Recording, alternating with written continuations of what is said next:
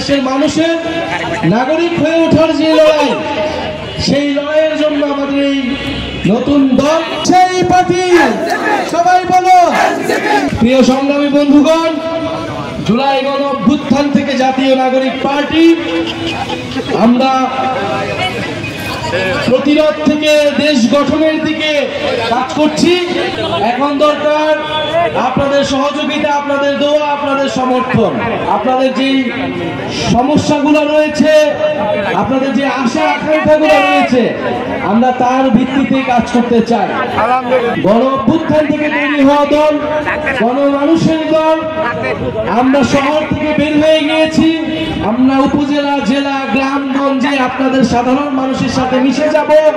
আপনাদের মনের কথা, আপনাদের দুঃখ দুর্দশার কথাই নিয়ে আমরা আমাদের ইস্তিহার তৈরি করব এবং আগামীর বাংলাদেশ সেইভাবে আমরা পুনর্গঠন করব।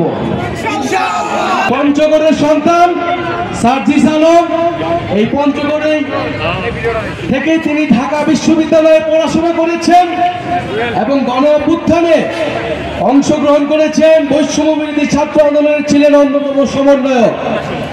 আর সেই বৈষম্য বিরোধী ছাত্র আন্দোলন থেকে আমরা জাতীয় নাগরিক পার্টি, বাংলাদেশের মানুষের নাগরিক হয়ে ওঠার যে লড়াই, সেই লড়াইয়ের জন্য আমাদের এই নতুন দল। দলটি নতুন হলেও আমাদের স্বপ্ন বড়।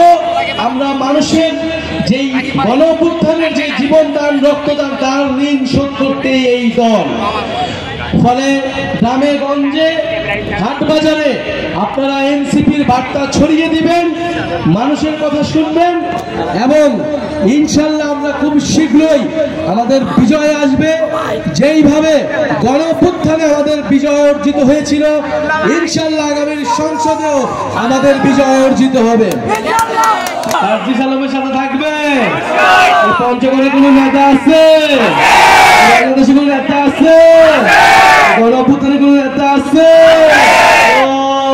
সেই নেতা সবাই বলো,